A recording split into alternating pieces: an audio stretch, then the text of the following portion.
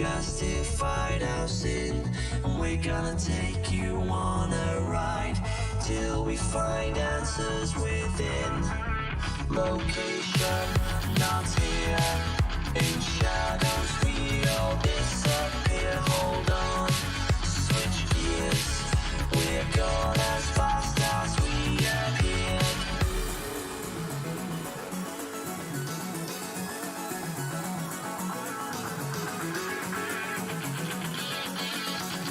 Gone as fast as we appeared.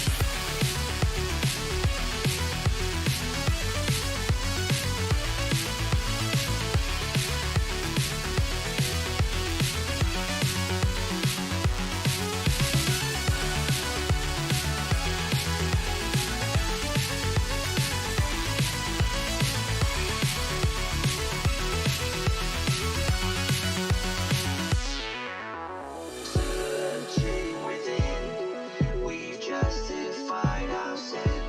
We're gonna take you on a ride till we find answers within.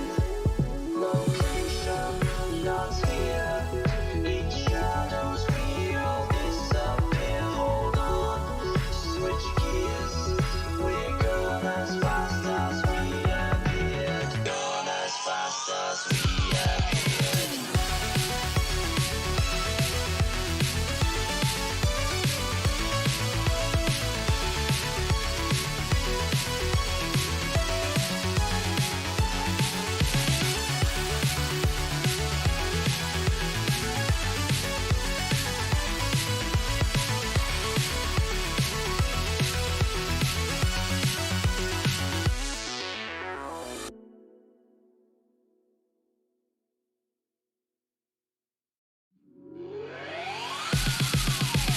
Rays of light, we're moving through the night. With destiny in our sights, we've got to fight.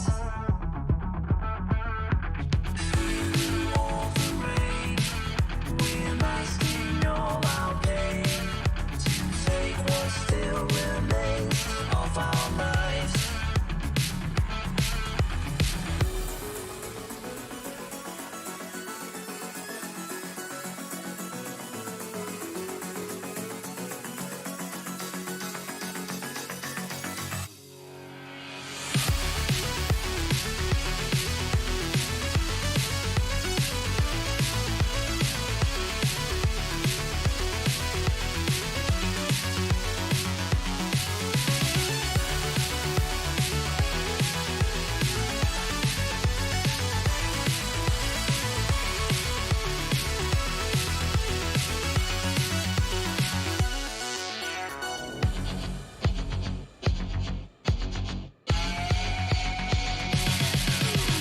Searching within, we've justified our sin, and we're gonna take you on a ride till we find answers within.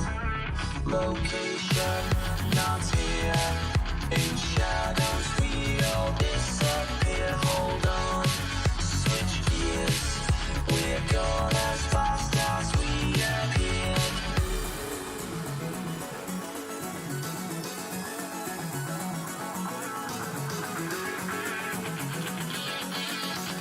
Gone as fast as we appeared.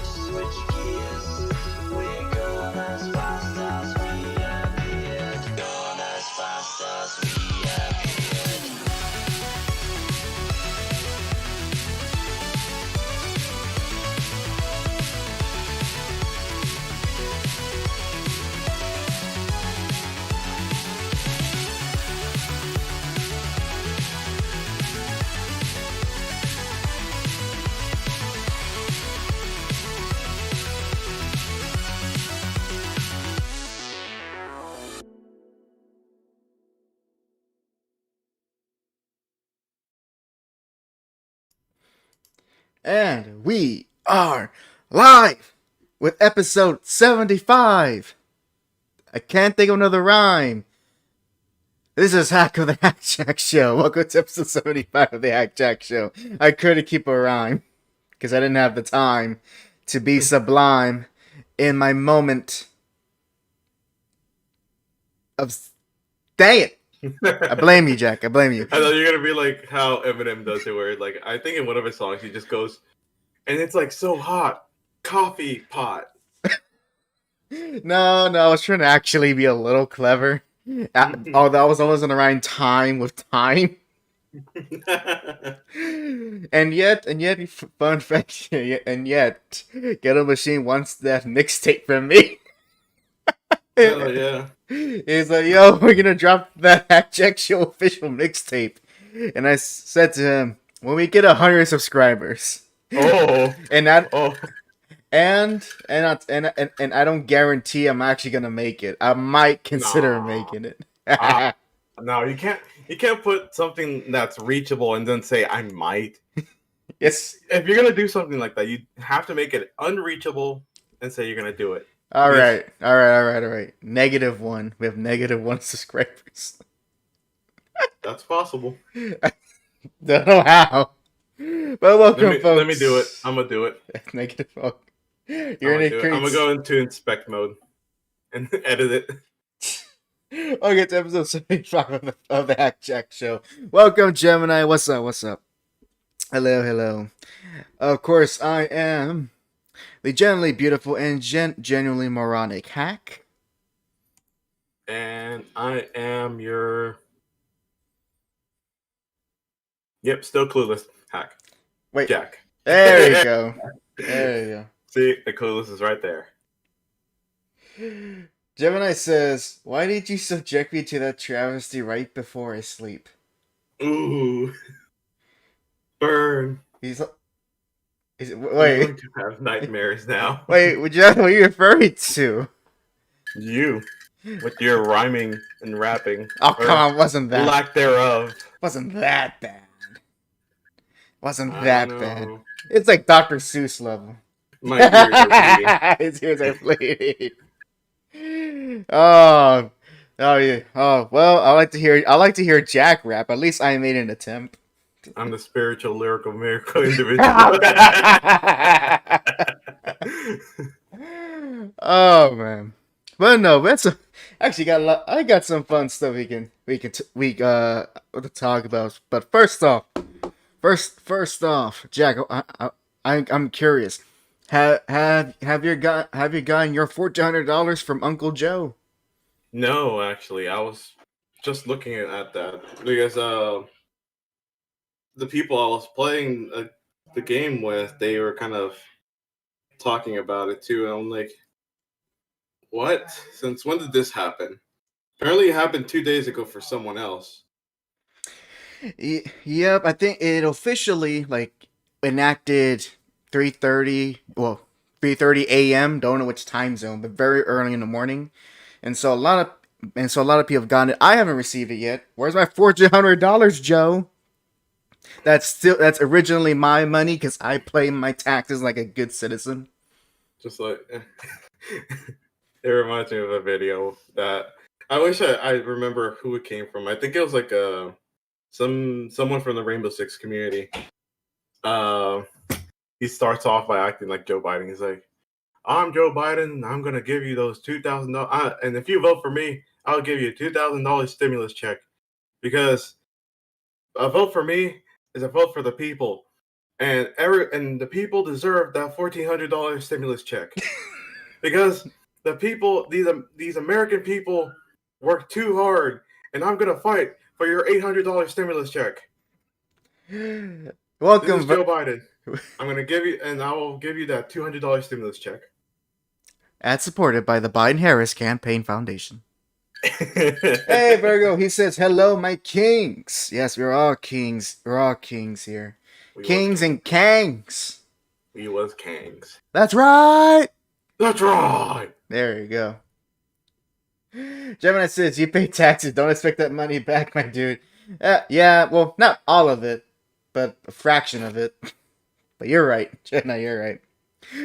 But yeah, I haven't gotten it either. And apparently, from looking at, you worry after the 10th day, because apparently it's going to be rolling out throughout about this week and in a few days into next. So, and from the looks of it, everyone should be qualified.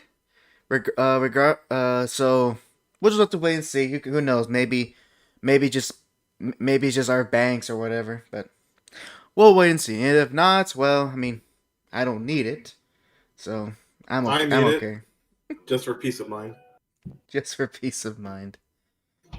However, on much more sillier news. So I saw something, Jack. I saw something. I'm gonna share with you an article I found. It's actually pretty old. All right. And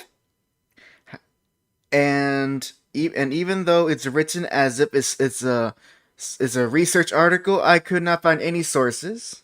Mm-hmm. However, it's not labeled satire, and as we all know, we can all trust journalists from tabloid outlets, especially UK tabloid outlets, because I'm going to share with you through our sources so you can see, and I'll show it through the audience in a bit. There you go. I sent it to the sources, and I'm going to have the audience be able to take a gander. You seeing what I'm seeing? Yeah. Alright, so it turns out, men, staring at breasts can help men live longer. I thought this was something that was already announced, like, way before then. Exactly. In fact, it was written October 25th, a day before my birthday of 2013. But it was but then it was updated 3 years later. Updated? It was updated. Updated. Oh, those are some actual... So those are bralettes right there. Don't go too far down. I kind of like it. Well, no, I can't go too far down. But yes, apparently, based on no link to any type of research, breasts can help men live longer. It says the average cup size has gone from 30B to 36D since the 1950s, and their appeal show no signs of wavering. Today is World Pink Day, which aims to raise money to help beat breast cancer. So as Pink for October's efforts to raise awareness, we put together some fun facts about the chesticles. No, it reminds me of like that whole Free the Nipple campaign, and how there are women that are saying that, these men, they don't want us to do this. I'm like, no, we didn't say that. Do it. So read it. So I will show the rest of the article, but I don't trust YouTube, and there's definitely some NSFW material. So be on the safe side, you're just gonna have to trust my word for it. Yeah. So trust the internet. You can trust me. So it continues on saying after the last sentence I read, go strapped for cash, big boobs are best. Blokes with less cash are most likely to prefer a well-endowed woman, whereas those who are more financially secure tend to favor a smaller boob. So that's why. Which is something I have heard, but I have no idea how this conclusion is given. I wonder what that says about me in my previous relationship. You're poor. Not just poor, mega poor. The porous you are, the bigger you want them. But then once you reach that summit, you realize, flat is justice. No. I mean, that's what those people always say. Although I wonder, what does it mean to be towards the middle? Does that mean you're just content? You're like, what? Those are nice. I don't need any bigger or smaller. I am content. Now, what's the middle for you? None. I don't have a specific. Let's see. What's that word? Preference. Not really. I can go with either, but who knows? If I get a lot of money, who knows? I may get a well-endowed woman, or I might get a woman who, she has a very lovely personality. They just indentions instead. Gemini says, "Rich guys like girls who look like little boys. What a surprise!" Oh, come on. Now, Oh, now, come if you're on as now. rich, let's say you're as rich as Jeff Bezos. I think this is yeah. Mm-hmm. Would they actually just be intentions I don't know because with his real marriage, it didn't last long. So, instead of Flash? Just two places where uh, it should be. if you're Elon, if you're Elon Musk, though, hmm. I mean, I don't want to be a Elon Musk with so many children. Well, you get creative names out of them. Does you want to call your children F equals ma squared? Ah, yes, Force. Exactly. Alright then. But Garu continues. It says, ditch the workout, just stare at some rest. Alright guys, start to lose some weight. I'm looking for the the satire tag. There is none, so How come I am not buff? it says if you're looking for a new exercise regime, aging expert Dr. Katrin Weatherby, sounds legit, suggests staring at breasts for 10 minutes a day is said to be equal to 30 minutes of aerobic exercise. Then It can't be. how come I am not buff and slim? You're not staring hard enough. I'm not staring hard enough. Her studies show that men over 40, there's the key there, Ah, damn. who ogle bosoms daily get their hearts pumping, boost blood circulation, and improve their overall health. She even suggests staring at a D cup or larger for optimum effects. So I had the optimum effect, but I lost it now. And the exercising woman needs a decent sports bra, breast control up to 8 inches during vigorous exercise. And you know what? You know what? If that's the case, then because it can boost blood circulation, and improve my health, this is about the equivalent as eating Honey Nut Cheerios, Or just running or walking Yeah. while You eating didn't Honey think Nut about my job Cheerios. as I'm running around.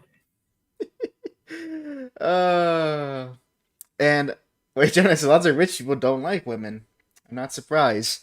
I'm not surprised. I mean, even I don't. I like y'all might think that Hack's the misogynist of the group, but I am the lurking killer. I'm the silent killer. And why do you think they call him Jack? No one. Yeah, Jack the sexist. I was going for a different approach, but sure, go there. It's actually less tame than mine. Oh, then do it. Say it. You're Jack the Ripper.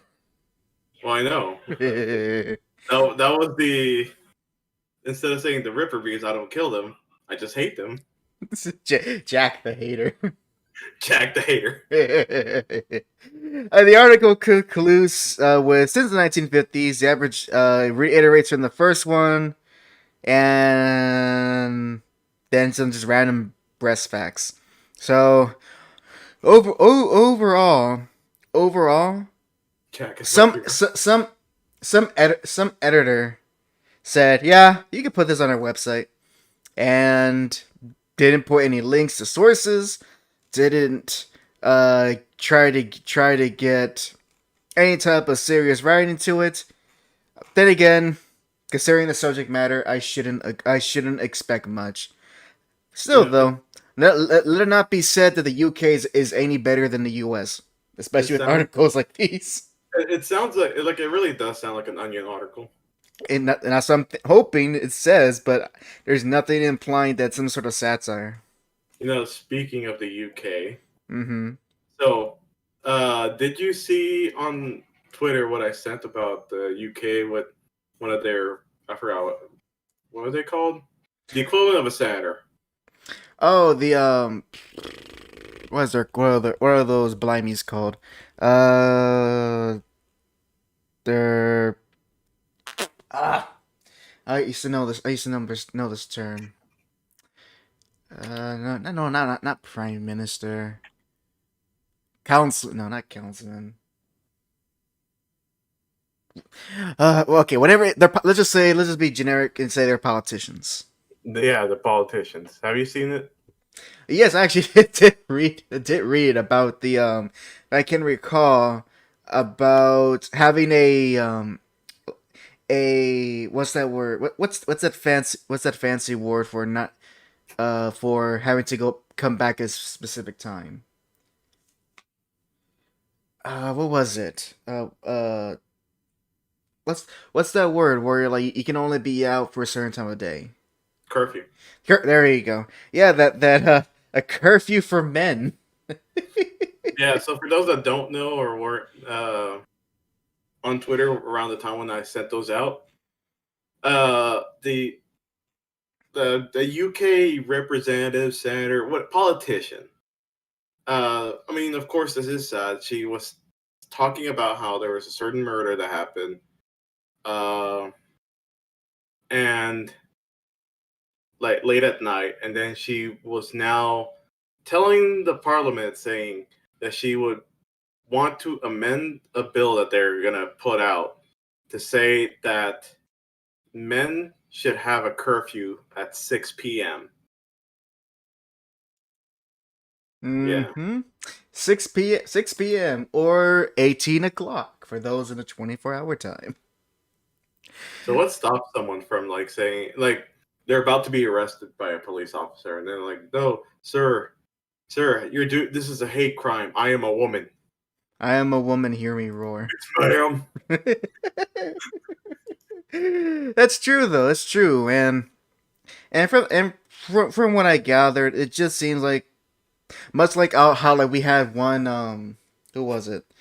I don't know if it was a congressman or a senator from I think it was a representative from Texas who was all about, the state should succeed and all that jazz. Yeah. It's just it is just one politician's crazy idea they're speaking out. That's really all it comes down to it. Although considering the amount of post-apocalyptic I'm sorry, no, what's that word? Not post-apocalyptic. What's that word for like t- those it's those type of stories where it talks about like a bleak future with a there you go, with all those British dystopian novels. I wouldn't be wouldn't be surprised if men have to be home by 6 or else they face the wrath of other men, other police. I think you even mentioned it, like what the male police officers have to go home by 6 p.m. too. Yeah, like what stop also with like it will they have to like prove that they're like for someone that says, "No, I identify as a woman." Like will they still be arrested or would they have to prove it? Where like the officer's like, "All right, bend over." No, but like you have a license to be a woman, mate. You have a license to be a woman. Hey, it'll be right. I mean, think about it. If they did ask that, they said, "Let me ask for a license," and the license does usually show that shows what gender you are, and so by legal definition, a man could change his gender on a license and be for declared a woman, and does not have to follow the rules of curfew. All right, what about non-binary? They're not men, so They're they don't unidentified. exactly. So they don't have to follow curfew either. That's the good hole. That's the loophole. That's a good hole. Freudian slip. That's the good hole right there. It's Freudian slip. God dang it. Oh man, but in any case, welcome, Ghetto. Welcome to the show. Welcome. Let's see. Get us there's the boys will ride before you tell them to go in at 6 and cut things short with the boys. If it actually does happen, you'll hear, "Oh, the boys going into the block because the police tell me go into the pub." It's a terrible accent. Why didn't you stop me? I was too afraid of what you became. I was in shock. I was just like, what is happening here? Oi! You got a license for that? You got a license for that Discord call, mate? You got a license for that bad accent?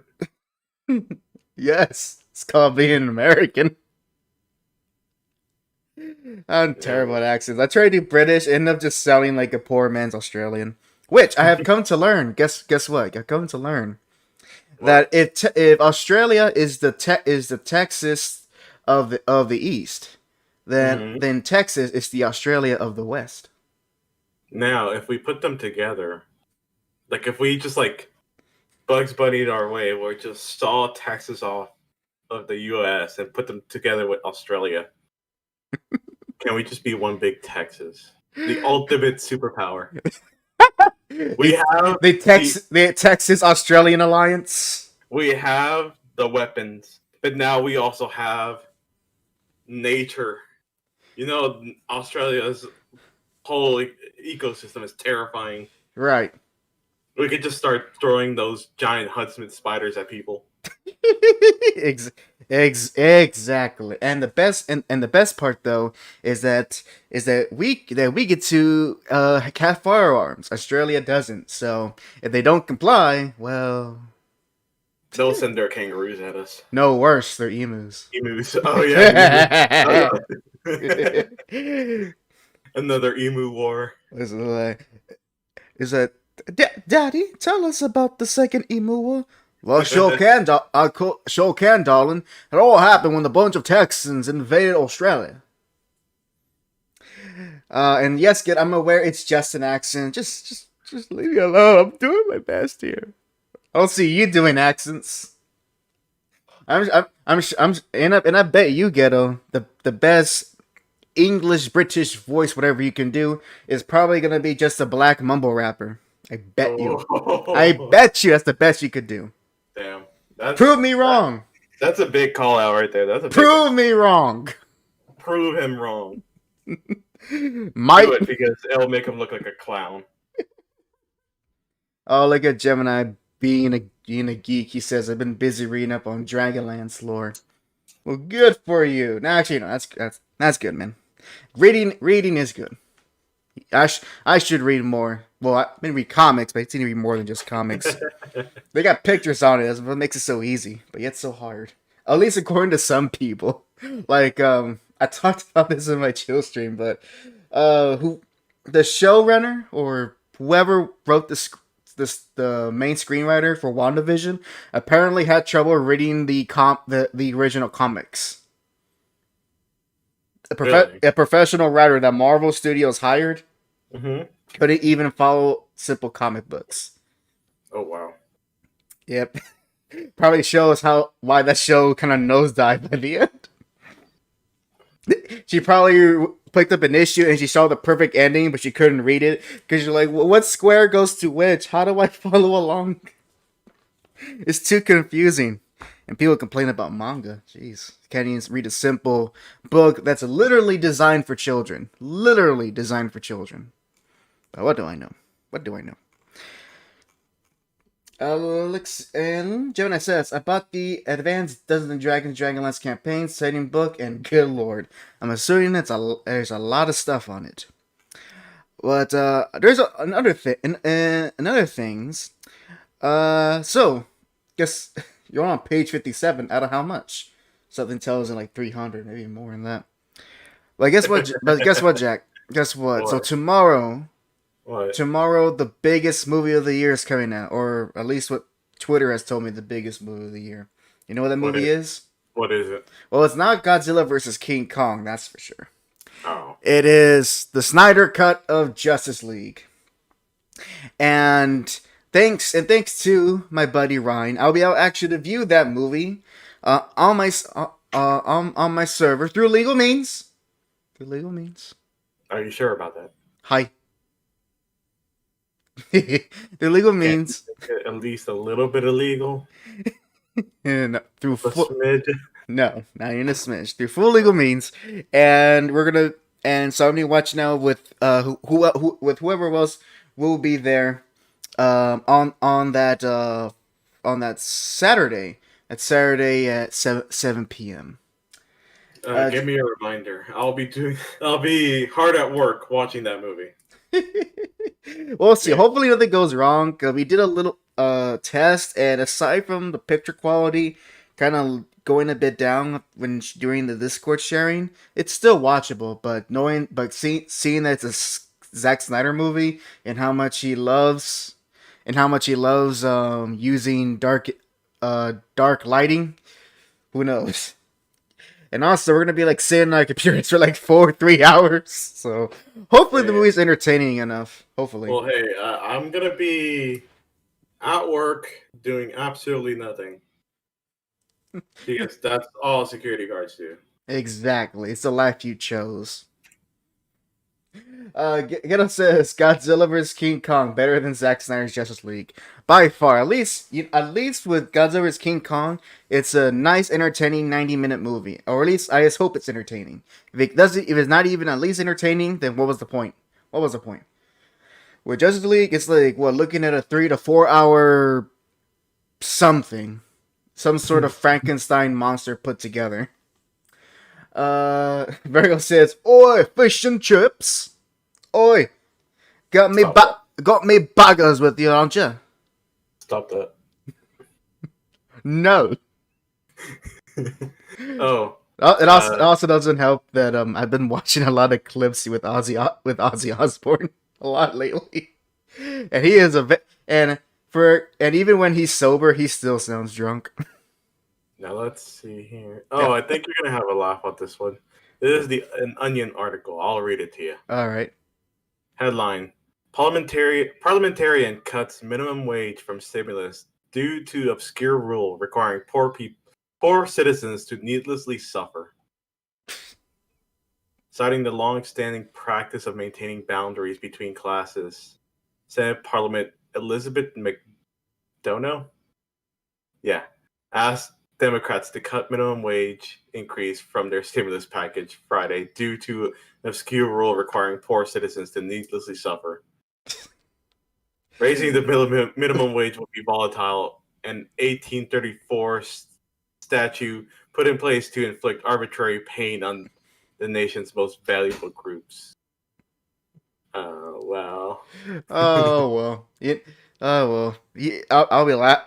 You know what? It sounds so funny because it sounds like it'd be something real. It does. It does. Same thing with Congress cancels Thursday session after authorities warn of looming plot to pass stimulus bill. Oh, Gemini says, "I don't believe Ozzy Osbourne has ever been sober." He no,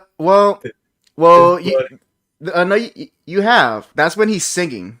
He's a very strange man in that if you try to talk to normally and he's slurring his words, he's like he's one of those people where he knows what to say, but due to the years of drugs and alcohol, it just impacted his ability to speak, and so everything kind of slurs together, and he can't even, and it takes him a while to form a single sentence. But when he's up in the mic, all that's gone away, and he can sing and pronounce things clear as day. It's what was it called? I mean, I guess in a way it's called. I guess in a way it's in muscle memory. Must be. But yeah, that's recent. Like obviously in the 80s and 90s, he was all boozed and drugged up, and the 70s, probably the 60s too. But as of now, he's pretty clean. I wouldn't be surprised if it's still in his blood. He's clean, but it's still in his blood. He's a miracle of science. I think the last thing I saw him, like actually like a recent video, was I guess him and his son are doing some travel vlogs, and they went to Japan, and the whole thing is you get to see Ozzy Osbourne wield a katana for a brief moment. And you see this like awestruck look at him as he picks up the sword, as if he's holding some holy blade, and then as he puts it down, so his son asks him, "So how was that?" He goes, "That was bloody heavy." The weight of the weight of the world in his shoulders is bloody heavy. And keep in mind the way he walks and everything, he looks like he has like a hunchback on him. And the way he has, you know how Mr. Burns kind of has his hands laying right in front of him like that? Yeah. That's Ozzy's posture at all times. It's excellent. Oh man, he is excellent. He is astonishing. I'll say that much. He is astonishing. Not excellent, because number one, he's not my favorite. He's not my favorite Black Sabbath singer, but he is. But he is But he is astonishing. I'm sorry, astonishing. Ghetto's Gemini says when he's not high, he's drunk and high. Ghetto reminds you of that Japanese movie with Gene Simmons. Oh, that sounds like a riot. Quiet right? No, that don't make no sense. Any case, Ozzy Osbourne's sobriety aside, I found something. A bit fun, and a bit fun that we can do. That's on Twitter. And I thought, you know what, and I thought to myself, you know what, why not do it? It's about video games, just talking about our entire time playing video games, because quite frankly, we have played a lot of games, but we haven't talked enough about games. Not since the great Mario game discussion many episodes ago. Really? At least that's from my point of view. It feels that way. You could be right. Still, I remember how everything just kind of just went down to just making everything Mario. I think either someone here then just suggested Mario Dark Souls, and I'm like, how? How can Mario Souls? Every time he jumps, the use of your stamina meter, and it's a platform. Oh god. But here's what I found. I thought it'd be pretty fun. To ask these questions. So, Jack. So here's a first question for you. Can you remember your very first video game? To me, my very first video game. It's gotta be, and it has to be Halo. Halo Combat Evolved. That was my first game. Almost for me. It was definitely in the earliest part of my childhood, but wasn't my first. Although I'm not surprised it is your first. I'm not surprised. You know, owned an Xbox, so hey. My very first video game I ever played. Oh man, it's technically two games, because this is going back around when I was 5 or 6, one of those ages. My parents, for a brief while, had me go to daycare because since they couldn't take care of me, do the work. So I was in this daycare, and one cool thing that they had was they had these old fat PCs. You know the type I'm talking about. Yeah. And on it, I don't know how I accessed to it, but on it they were essentially these rounds of games you could play, and there are always 3 I would play. 2 of them I remember really well. The third one not so much. So one of the very first games I played was the original Super Mario Brothers. So I got to play that on some Macintosh or DOS computer. I don't even know what it was. That's how old it is. But the second game would be the original Prince of Persia. And if you've never seen that game, it's actually pretty unique, because it's one of the earliest games that in that 2D era that had very realistic animations. And because what they did was that for all the movements that the creators were trying to do, they would literally film themselves doing those movements, and then frame by frame emulate them with the pixels. So you have I heard about that. you have a game that looks outdated, but it moves very fluently. It was very beautiful, and I was always enraptured by that game, but I can never figure out what to do because I kept dying. I think I kept falling into some sort of spikes or something. And the third game, I don't remember what it was. All I know was that I was this weird, small, egg-looking guy with a net, and every time I used this net, I was trying to catch something, but I did not understand what the game wanted me to do. And I do remember this game. The game had a piece of music that I still remember to this day. It was like Mhm. it was a. But if you tell me what the name of it is, I cannot tell you. I can vaguely remember it. I definitely remember the music, but I have no idea what it was. I only know that you were a guy with a net and you're trying to catch stuff with a net. So those were my earliest games I ever played. All right, Zach. So Here's your second question. Mhm. Okay, in video games, who is your favorite character? Favorite character. Hmm.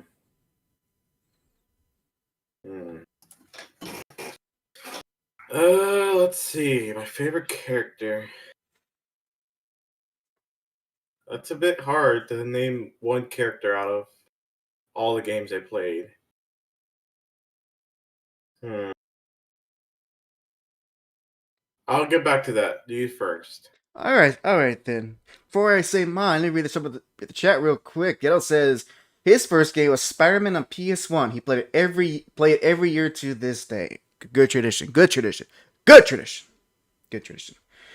And again, another of my earliest game experiences as well. Although I I experienced two versions. I never experienced the PS1 version, but I experienced the uh when I would when I would go over to a friend's house, he had the N64 version, and I had the PC version, which was which I technically still have, but there's no way I can even try to play it nowadays.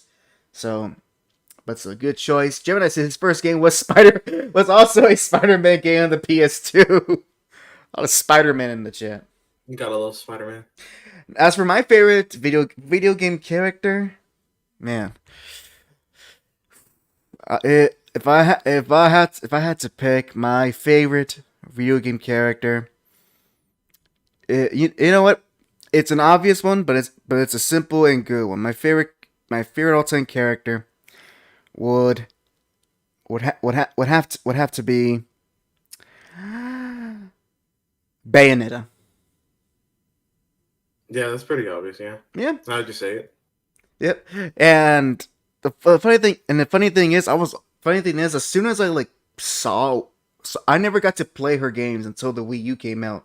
So I only saw her as whoa, there is this pretty chick, and her game looks pretty cool. So it was always that thing, like I always wanted to try it, just to see what the heck she was about. And I would hear things, what happens in the games, and I'm like, that sounds crazy. I don't believe you. So I finally played the games, and they were better than I thought it was gonna be. Also helped that at least for Bayonetta 2, I can replay that game no matter what, and just man, I love it. And of course she has a great personality to boot. Love her cheeky sense of humor, and she is very very tall, like scary tall. It's like an Amazonian, Ooh. kind of freaky. But that's mine. If you found yours, Jack. I think so. I think I'm just gonna go with Sergeant Johnson. Yep. I knew it was gonna be a Halo character. Not that I'm complaining. Not really. I was thinking more along the lines of League, but one that made me laugh and more or less think about more is Sergeant Johnson. Just because he's the iconic rough and gruff but also comedic drill sergeant. Yes, which did he stick around for the 343 games? No, he's dead. Uh-oh. Did he die in 3? Yes. Was it a heroic death? Yes. You know what? That's all I can ask for. And I'll probably experience that when we do our eventual playthrough of Halo 3. I forgot about it. I forgot about it. I thought we did. What shows are you remembering? My shows. Oh, wait. Hey, there's not much to remember. Oh, that's right. You did play Halo 3. Never mind. All right. Oh my gosh. Skettle says, speaking of tall women, I accidentally revealed my power level to my mom. Oh no. I'm surprised she didn't know already. $5 says, yeah, I know. I know. Mama Ghetto just says, I know. Oh my god! Yo, it's just I wanted the tall woman to carry me. It was that moment where she realized maybe he needed more father figures in his life. I can never be picked up unless if the person's a power lifter. Yeah. Even if you're the healthiest you can be, yeah, no. What? You can't say. Are you saying I can't lose weight? No, I'm saying that you'll still be heavy even if you're in good health. No, I thought on average for at least both of our heights it would be like even the highest would be 170. Which is still pretty heavy, assuming that a tall lady will carry us, because there's still have to have a lady who's strong enough to carry the type of weight. Well. Here's the thing: 170 is not that bad. No, but you Like still it's need. actually not that hard to carry. Yeah, Now, unless you replace all that fat with muscle. Then true, but I'm not really going for like if I once when I he's not when I going. find the He's once not when I going. find the motivation. He's not to- going for the incredible Jack. He just wants to be the lean, mean Jack machine. No, I don't want to be lean. I just want to be more in the middle. Like, let's see. All right. Realistic goals. Your body's gotta look like Mr. Satan's. Think of Mr. Satan, but turn And- it like if you had a slider and Mr. Satan was from like if it was like from 1 to 10, Mr. Satan's 5. Bring it to like 3 or 4. Ghetto says she did the slowest turn to me. Yeah, you kind of deserve that, Bucko. Kind of deserve that. Jenna says I'm too heavy. I'm 215 pounds. Better get the motivation. It's very easy to gain weight. Trust me. Better start working on that. That's better than us. All right. So, all right. Now, Jack. Next question. What is a game that you feel is underrated? This one's gonna be coming. There's a game that I like. I should probably play it one day on the stream. It's called I Am Alive. I thought you were dead. In spirit, of course. In spirit. So the game I Am Alive, for some people, if you look at it through like its reviews, people were saying that it's not good or like it's mediocre. I don't know. I like it just because to me it seems more different. It just seems different compared to the games nowadays. It's a short game, so you're not gonna really exactly have a lot of playtime with it. It's for Xbox 360 era, it was a arcade game. So like arcade games are just short, I would say 4-hour games. Yeah, 4 to 6 hour games. The one thing I liked about this game is, so first of all, it's based on crap. Well, the city it's an urban city. I would assume to be New York. And there is a giant dust storm that kind of pretty much. There is a giant storm that caused an earthquake. It was a giant earthquake, so it's probably somewhere else. It's a giant earthquake that caused a lot of damage. It also raised up a lot of dust that's kind of making it hard for people to breathe in.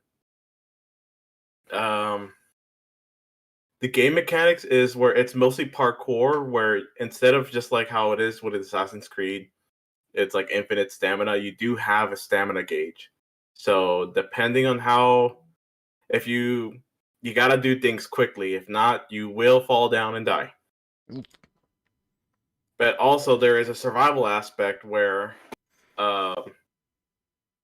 you will meet people, and of course, with a dystopian world where the city's in ruins and there's no shipments coming in, you will get some muggers on you. So you will either have to fight them, run away, or fake them out. By that I mean, let's say you have a gun, but you don't have any bullets. In most games, whenever you have a gun, they just start shooting. And this one, guns are a rarity for everyone. So whenever your character finds a gun, you can point it at someone, and they're gonna react like, "Oh, don't shoot me." It's like if they don't have a gun, they're gonna say, "Don't shoot me. I'll do whatever you want." But if you stand there for too long, they'll come at you.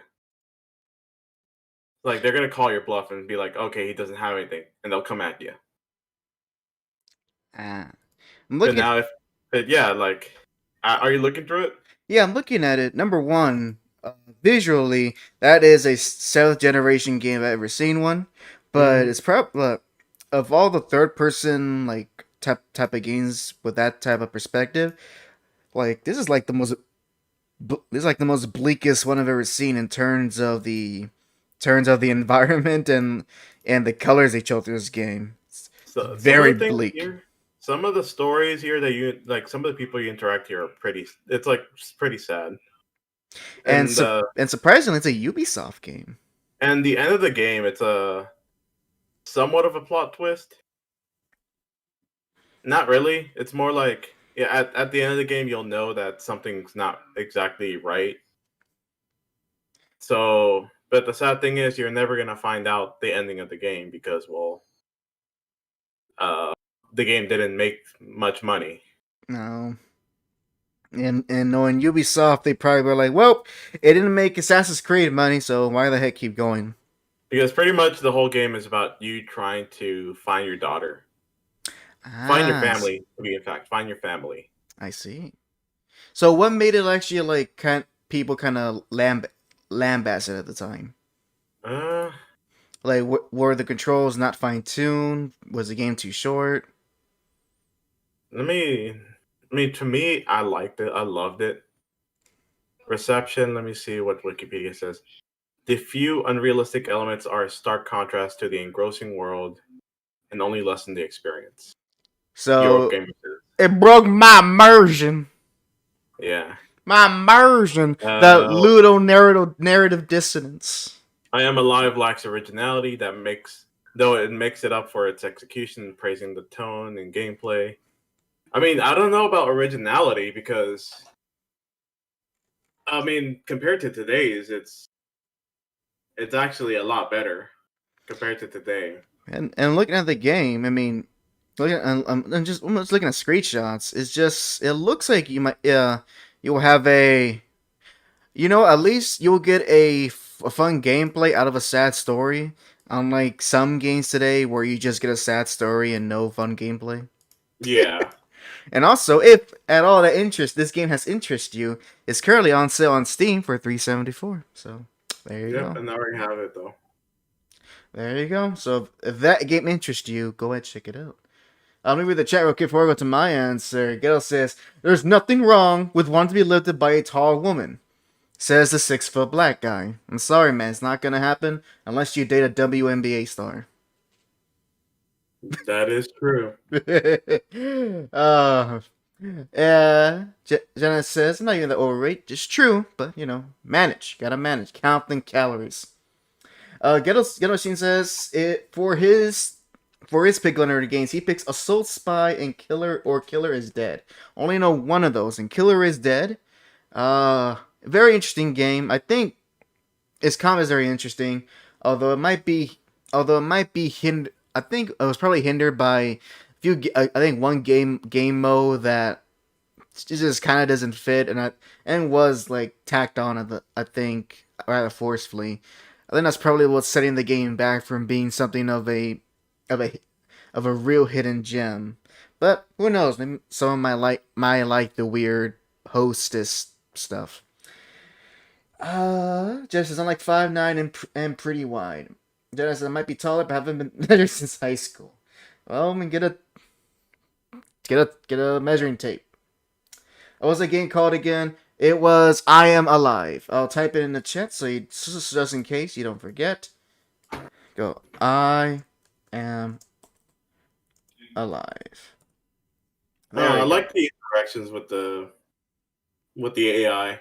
I mean, it's simple and but it gets the job done because I have funny moments where I point the gun at the enemy AI, and they just like.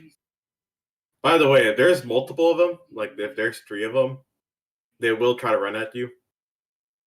Like one of the like if you point at one, the other if you wait too long, the other 2 will try to run at you.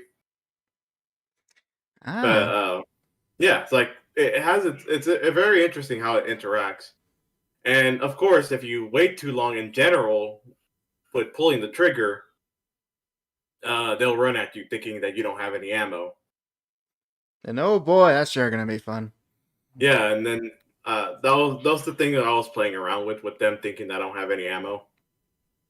Now, as for my underrated game, and I will defend this game till the day I die, unless I'm proven without a shadow of a doubt, it will always be Sonic Heroes. I will stand by that game and consider that game a good game. Is it the best Sonic game ever or platform ever? No, I am but surprised people didn't like it. I am surprised as well. But keep in mind, it's very easy for a child to enjoy things, and however, even when I played very not recently, but like few years ago, still in my early 20s, I'm like, there's something wrong with this game. It still plays well.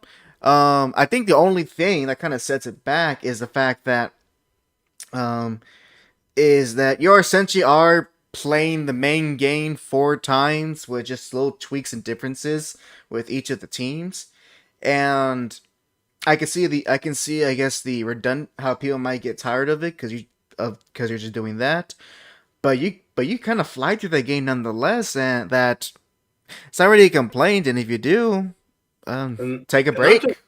not just that. There's a I mean it is somewhat minute the difference in teams, but the teams interact with the environment completely differently, and the environment is sometimes different in general.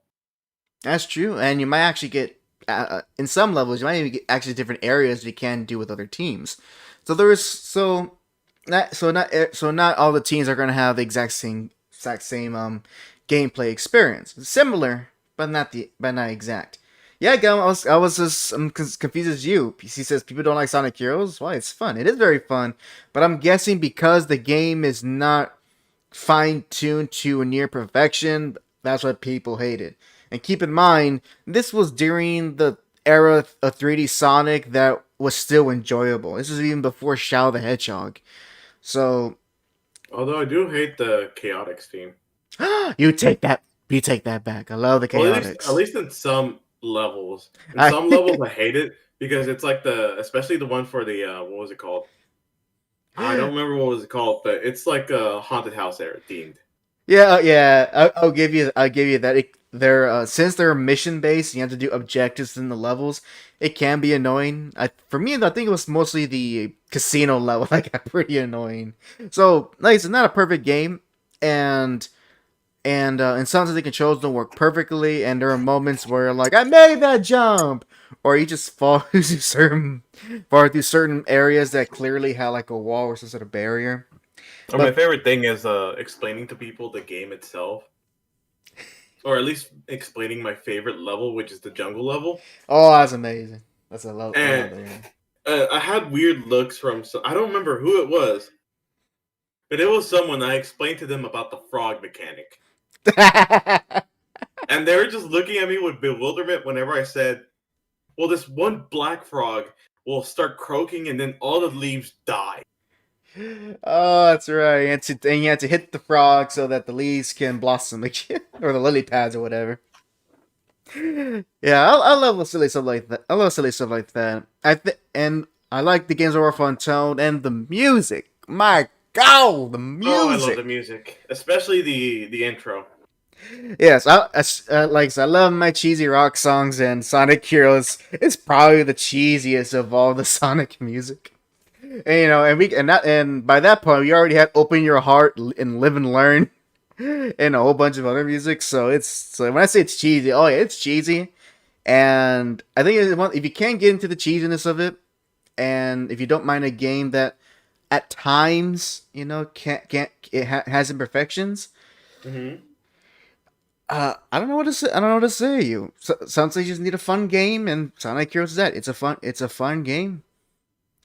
And I think the only people I really kind of bash it are just Sonic purists who think Sonic was only good in 2D, and and and just people not too familiar with Sonic games um and probably have very different expectations.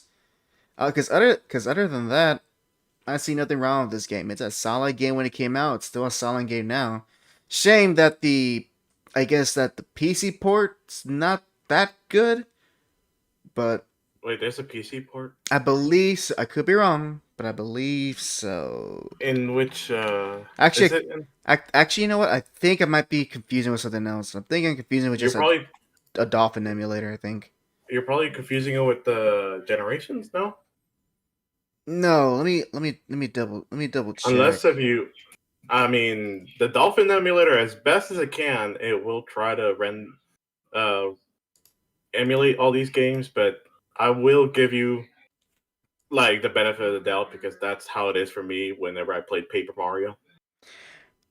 Okay, yeah. So what I said was someone doing a Dolphin emulation. Yeah, it's not available on like Steam or anything. Although there was a PC version when it came out, but it's one of those you got to install it through like a CD-ROM. Oh, So there technically is a PC version, but good luck finding that. but yeah, The GameCube version is still the best one. some of the problems I have, like I love the Dolphin emulator just because it lets me relive some of the GameCube days I had. I just wish there was better because, especially when there was my favorite game for. I guess could be a follow up question. What was your favorite GameCube game? Ooh, let's see. So And let me start off first while you think. yeah, go ahead. My favorite one is Paper Mario Thousand Year Door. That Actually, one always been my favorite. I unfortunately that was the one that passed me by. I never got to experience that. I got to experience it with the good old Mexican flea market Yeah. because the way it worked, at least this, I think I talked about it before. There's this one flea, this I think you know about it. It's an indoor flea market next to a meat tienda. Oh. Okay. Wait. The meat tienda used to be a HEB. No. Yeah. Trying to remember. Okay. Yeah, I remember now. I remember. Yeah, so that one had that inside flea market had a certain section where this guy he sells you games and then trades them as well. Like he was pretty much GameStop, but a billion times better. Probably better customer service too. Yeah. The only thing I feel bad is that he is gone from there. Maybe he made big bucks out of it, or maybe he just didn't do well. By the way, um, whenever you buy a game from him, after you buy the game and then he find like you can play it, you come back, and once he tests when he tests out the game or sees that there's no scratches, uh, you can be able to trade it in for a different game. It doesn't matter what the value is, whatever GameStop will say it is. He just says, "Hey, I got a game, you got a game, we trade." That's Now, how I got Paper Mario. now that's customer service. I know. So ever since I played Paper Mario Thousand Year Door, I loved it. I love how wacky it was. I love the turn based system for it, and I love how interactive the turn based system is. To be in fact, that was what made me love it. The interactivity of the turn based system, where, um, for example, if you want to have more jumps on the multi bounce, I think it's called, where you hit someone multiple times, you have to time your bounces correctly. That way you can get more bounces. Or even block if you want to. I mean, I played it on stream before, which I need to do it again. I don't remember when I stopped, but I need to do it again. But yeah, that was my favorite. Ghetto says that's based as fuck. How dare you? Referring to the customer service. Oh, So it's based. It's base AF. As for me, my favorite GameCube game, sheesh. Like I know I put a lot of time into different games, and the ones that come to mind would have to be Super Smash Bros. Melee, Mario Kart Double Dash, Soul Calibur 2, the best version of Soul Calibur 2. Don't at me. Beautiful Joe, the first Beautiful Joe, and the Mario baseball and soccer game. I play many others, and of course Sonic Heroes thrown in there, Sonic Adventure 2, and there's a whole bunch of games. But there was a game that I always go back to, and I always try to. That I remember as a kid, I always wanted to just beat because I love just the creativity of it and the combat of it. It would have to be Beautiful Joe. Ah, yes. I love that one too. I think I remember getting that for a birthday. Not birthday, for Christmas. And so now I start playing it. Number one, I did not understand that when you start a new game and they ask you kids or adult, I did not understand that was supposed to be like the difficulty setting. As a kid, you know how I saw those two options? Censorship wise, or is it maybe even then it's just more like, I guess, who are you? No, well, I think it's more censorship wise. But the way I view it as a kid, it was more like this version's for the kids, you know, like you, but this version's for the adults. So like you thought about it as censorship. Yeah, pretty much. And of course, I didn't know what it really was. Now I know. But at the time, I was like, you know what? To be safe, just I'll play the kids version. You know, who knows? Parents might come in the room like, I'm safe. I'm playing the kids version. Like I don't want to be a bad boy. But I remember dabbling to the adult version, and I never realized how I actually didn't realize how different it was, because even the kid, because no matter what, the game still has some never in front of your face, but there's some moments. Now, especially that one billboard. Here's one thing I want to know: have you ever watched the Beautiful Joe cartoon? The anime? I saw a few episodes at the time it was airing on the Kids WB. Yeah. It wasn't until years later that I actually rewatched it, and like try to see like, it's like, let me check this out. Who knows? Maybe this might be a hidden gem. And oh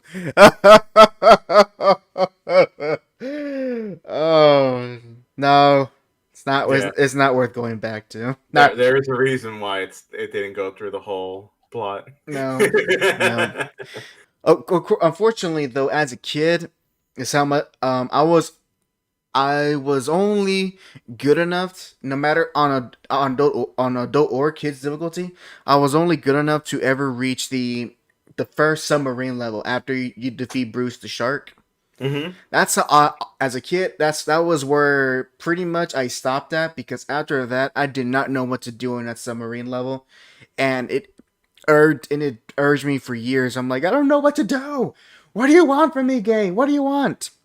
For me, I stopped at that castle where you had to fight all the, like, after a while you had to fight all the bosses. So I know exactly what you're talking about, because eventually, I did rent the game from GameFly, I think like a few years ago, and I finally got to freaking beat the game all these years later, and just, I still remember that going ahead to fight the bosses. I'm like, no, no, why do you have to have this type of level? No. Yep. But I did it. I didn't choose. I choose adult difficulty, and I played the whole way through. I rescued Sylvia. I stopped Captain Blue, and now I own Beautiful Joe 2, and still haven't finished it. But I have it. I have Beautiful Joe 2, and I only played a few minutes of it. Now I'm like, I'll come back to it. That was 3 years ago. Now, have you ever played the spin-off Red Hot Rumble? No. Was that the PSP one? It was also a GameCube. Oh, then no. Unfortunately, at that time, I did since I can only get so few games like a year, which pretty much amounted to birthday and Christmas. Mm-hmm. If there was sequels or anything, I missed out for the most part. You weren't really missing much with Red Hot Rumble.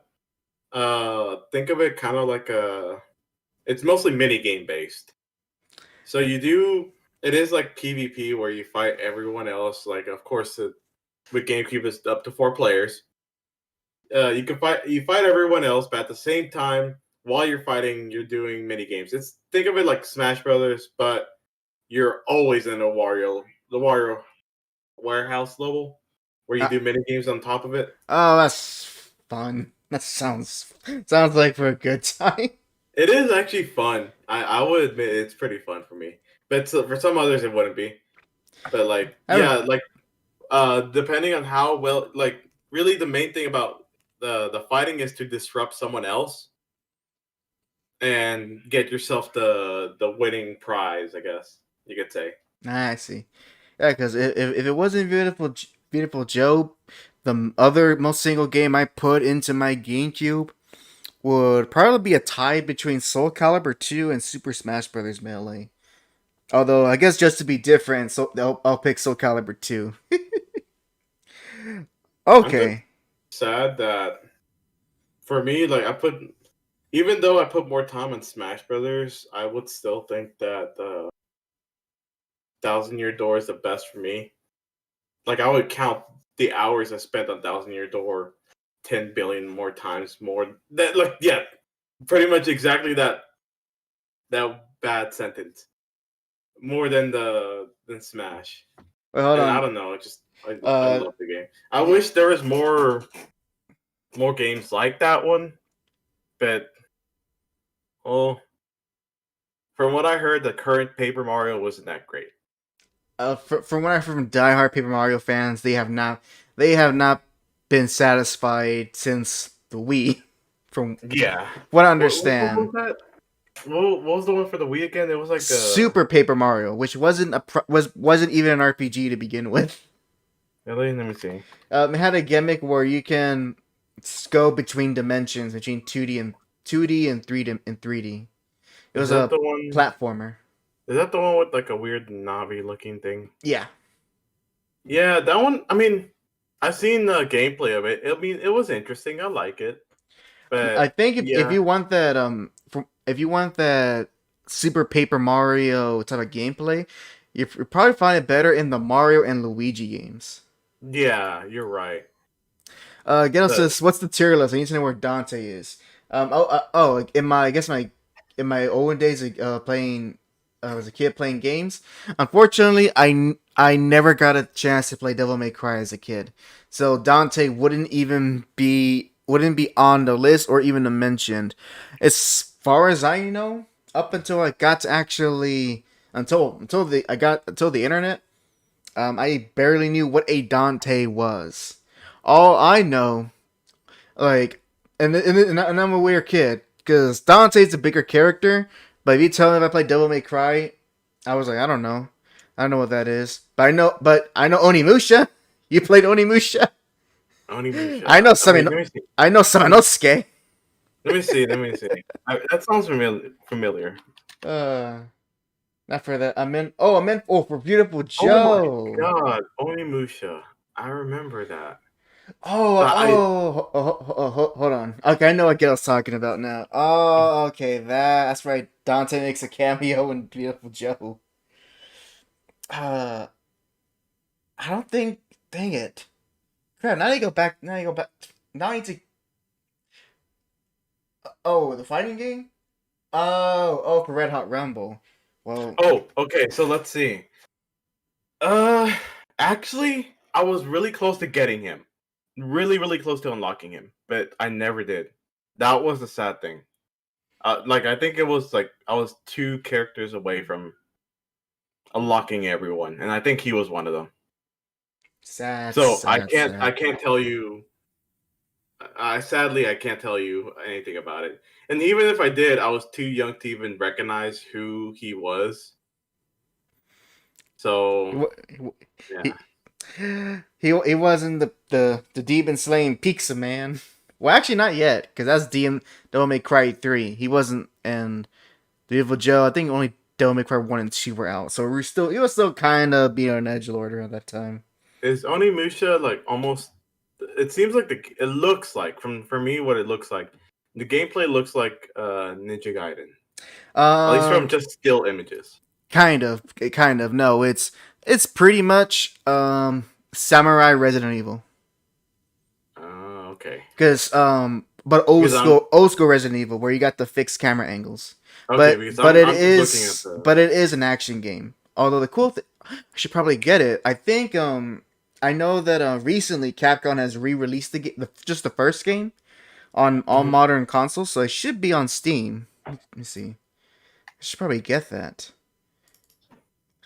Because I remember Onimusha was a game that one of my uncles had, and it was like a very fascinating game for me.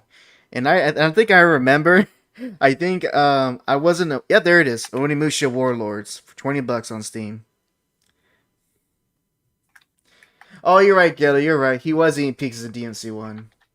Well, that's why I leave to you. You're the bigger DMC fanboy than I am. But yeah. As for Onimusha, I remember a strange memory where one of my uncles had the game. I remember I wanted to play it, and I did. And I ended up going to one of his later save files, and I have no idea what I was doing. But guess what I ended up achieving? What did you do? I defeated the final boss. Oh, my uncle's save file. Did he ever notice? If he did, he didn't tell me. So I remember doing that. Then I remember going to another save file where he unlocked the bear costumes. A bear costume. Yeah, you could dress like as bears. And it's like a special outfit. Other than that, I remember it was one of those games as a kid where it creeped me out, but in a good way. Cause I was like, whoa, like you have a cool guy with a sword. He kind of reminds of Samurai Jack. You got all these strange looking monsters. Very appealing to me as a kid. Very appealing. I wish that Capcom re-released the sequels, 2, 3, and I don't think what's it called? Not Dawn of Sorrow. What was the fourth one called? Dawn of Dreams. Hold on. Let me see. Let's see. Going to the Onimusha wiki. Okay, you're already there, so I'm just gonna stay here. All right. So there was. Let's see. So yes, Onimusha Warlords, Onimusha 2, Samurai's Destiny, Onimusha 3, Demon Siege, and then a fourth installment, Onimusha Dawn of Dreams in 2006. Dawn of Dreams. Yeah, so it was called Dawn of Dreams. Now, did I ever come stateside?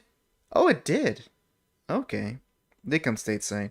So yeah, there's four games, and the three of them I think uses the same and the first three has the same protagonist. Fourth game has a different protagonist.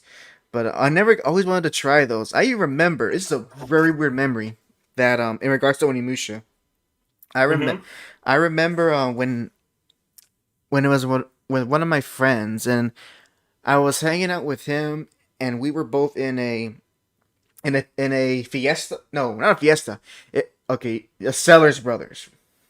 We're at a Sellers Brothers, and I was with them, and he and his grandma were out shopping around for groceries. And so what we did was we just kind of walked around our own, just do whatever. And I think we came across some sort of magazine or something. And I still remember it, that my mind was blown when I saw in the magazine that there was an Onimusha 2. I'm like, there's a second one? And he's like, yeah, look. And I see just screenshots. I'm like, oh man, but I don't have a PlayStation 2 though. And he just makes fun of me. He's like, ha, see what you get for getting a GameCube. I still remember that. I still like can see myself in the middle of a grocery, the produce aisle, just seeing that, like blurry screenshot of one of the characters as an advertisement for Onimusha 2. There was like a screenshot of the Kunoichi woman. Regardless, I didn't think there will be more of those, but it's just a random memory that I always think about from time to time. I don't know why it sticks out, because it wasn't like I eventually got the game. I think it was one of those things where I was more in love with the idea of getting the game. That, in fact, I don't know, it'd be worth it, because I have to get a PS2 for in the first place, a working PS2, or if not, the original PS3 model, which is good luck finding those. Joe and I, well, actually, no, first, Ghetto says, I wish to remaster the Genji games. They were spiritual successors to Onimusha. Oh. I never heard of those. Gemini says, the PS2 was your favorite console. I can see why. I can see why it was my best friend's favorite console. I will admit, though, I'm not gonna lie, I did, as a kid, I was a little envious, because especially from a kid's perspective, is like, wow, my best friend's getting all the very, the cool games, for the older kids, and I'm playing Mario. Yeah. He got to play like GTA San Andreas. He got to play some racing, Burnout and Need for Speed, and he got to play JAC and Daxter. And I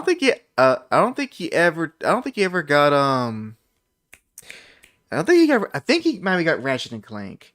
Oh, definitely Sly Cooper. He definitely got Sly Cooper. So I see him get all these games, and I'm going, well, at least I got Smash Brothers. I played what was it? I remember I used to play the what was it called again? Mine's blanking out because I haven't played it in a long time. It was Dax and something. Jack and Daxter? Yeah, I remember playing that before. Okay, it was fun. Do you remember Vex? Vex? You remember Vex? No. Oh, I remember Vex. It was supposed to be like this edgy platformer. No, I don't remember it at all. So 2003. Oh, let's see. It's from Acclaim Studios. Wow. Let me see if I can get an image of it. Share it. We share it with you. Here, Alexi. Here it is.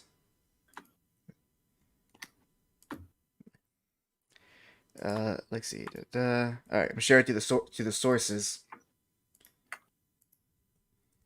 There we go. Vex. There's the image in the sources, and I'll show everyone. And I'll show. So edgy. Yeah, so edgy. Is it your grandma's platformer? And I'll show it through the stream. So here's Vex right there. I remember he had this game, and from what I understand, it has not hold up. But it was supposed to be like something to compete with Jak and Daxter. But you were like this elvish being with like claws, and you can rip stuff apart and get all berserk and all that. It sounds like whenever Sonic tried to become a werewolf. A little bit like that, a little bit. But it was still trying to have like platforming elements and such. Like, oh man, I still remember these like kind of weird platformers, or at least that console generation, like Vex, Jak and Daxter, Sly Cooper, Ratchet and Clank, Blinks the Time Cat. Blinks the Time Cat? Blinks the Time Cat, an Xbox exclusive. And what else I remember? Oh, Tack and the Power of Juju. I think I remember that one. It had a Nickelodeon show. Yeah, it did have a lick. That's the reason why I remember it. I think I played TAC 2, which from what I heard is like better than the first one.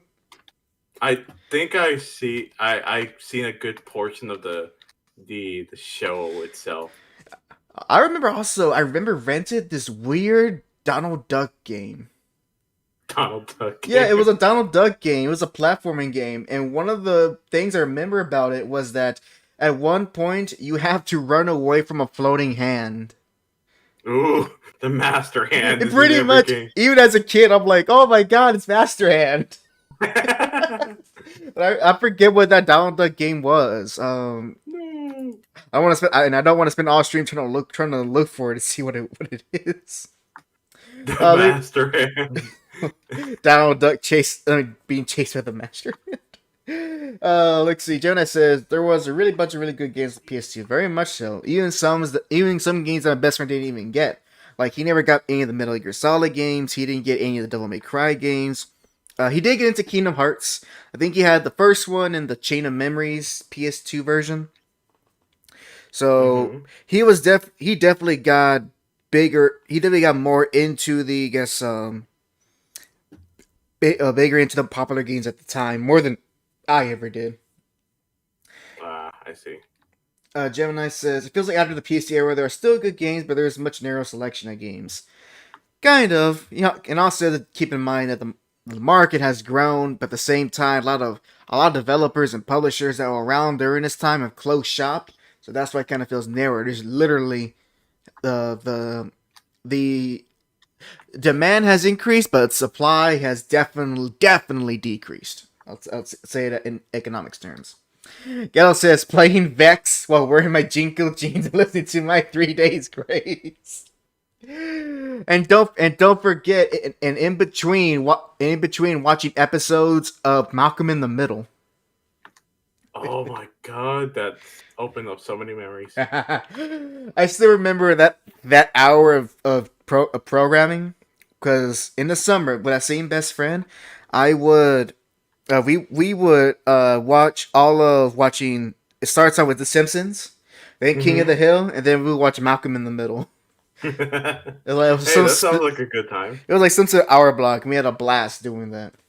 Do you remember the Blelo Buelo episode? The Blelo episode of Malcolm? Yeah. It's been so long since I saw any episode of Malcolm in the Middle, so my memory of that show was just hazy. Super hazy. I remember just because of how stupid he was. I forgot, what was the character's name? Which character? The dumb one. Oh, the older brother? Yeah. Someone was gonna tell me. Someone was gonna tell us in the chat. Reese? Was it Reese? Yeah, Reese. So well, actually, hold on. Which older brother? Like the actual oldest, or the oldest one still living with the family? Oldest living in the family. Okay, I think his name is. No, wait. Reese is the oldest. All right, all right. Going to IMDb. Malcolm. God, we're just reliving the 2000s right now. That's all it is. So this is the early. No, Francis is the oldest. Yes, he was. Yeah, and then Reese is the second oldest. Yeah. So Reese. Yeah, so it was Reese. Yeah. So Reese, pretty much he said that he created a new color, and he names it Blelo because it's a mix of blue and yellow. That's green. Actually, there is one episode I remember the most. There is one episode, and that would be the episode where I think it's like in the later seasons when the family gets a baby. Well, they get another child. Oh, I remember that. Yeah. So it was during that part. That's that era of the show, and it was when the episode where Hal. Yeah, I think that's his name. Yeah. Hal. He gets like the baby throw up on one of the collar of his shirts, and he sees it's like ginormous slot machine, and so he starts to play in it, and he starts like getting very lucky, and he attributes it that because like the baby's vomiting on my shirt, that must be my good luck charm. And so the entire episode, Hal's going from various casinos, going to that specific one, and getting like like jackpot, jackpot, jackpot, jackpots. Oh my god. And I remember by the end, we reached the last one that last one, he saw what's the wife's name? Lois. Lois. He saw Lois, and it showed, and it showed through his perspective that should have come to him and be like, oh my gosh, how we're rich, I love you, like all happy. Cut to reality, she's so pissed. Because he's holds the baby on him, and he's just going from casino to casino, and she's trying to find him. I was like, where were you? I remember that episode very clearly. I forget how it ends. I think there were, if I recall, I think there was some like twist where as to show why Hal was winning that big jackpot all the time, but I could be misremember. I'm sure someone in the chat's gonna correct me. Most likely Go Machine. But I know that in the Blello episode, the reason why it turned green, or at least like there was a mix of color. I mean, of course, Malcolm like was always the most centered compared to everyone else. Like, he was the most centered in the whole group. Considering that he was the middle child. Yeah. He finds out like every time whenever Reese bounces his ball between the wall and the ceiling, a bit of the ceiling falls down and hits the test tube and turns green. And he's like, wait, do that again. Do that again. He does that. Reese throws the ball and does it again. Goes into the test tube and it goes green. He's like, oh, this, you know what this means? Like, this means that this mixture shows that we have asbestos. We have asbestos. And then, like, their smiles went from smiles to, like, very concerned faces. And then quickly to the next scene where they're out of the house. A bunch of people in hazard suits are going into their houses, just like ripping it apart. The asbestos. Oh my god! I'm sure their parents were happy for that. No, they were angry. Yeah, I like I said, I don't remember the episodes, but I remember moments. I remember this one moment. Don't ask me which episode where it was. I think some social worker came to talk. No, someone from like Malcolm's school came to his home to want to talk to his mother, and Lois, I think because they were all having a busy morning, she opens the door. She opens the door, and because she didn't have time, she just pure topless right in front of the counselor from their school. I remember that, and I remember like Lois says something like. It's like we're bidding girls like before. He's like, you've seen this before. It's not a big deal. What? It's like, what do you want? Yeah. just the imagery of it. Oh, let's see what it's. Oh, remember that? Okay, remember the time that one like a boy who was bullying Malcolm. He was bullying him, and the weights they got back at him. Was that Malcolm's friend, you know, who was the one in the wheelchair and as asthmatic? Yeah. As he was about to punch Malcolm, he kind of missed, and it looked like the bully actually hit his wheelchair friend, and so in order to protect Malcolm, his friend took the fall to make it seem like the bully hit a crippled right in the face. Yeah, I remember that one. He was so smart about it. And like it was so funny because they looked at each other for like a solid second, and then he's just like topples over. Oh my god, I laughed so hard with that.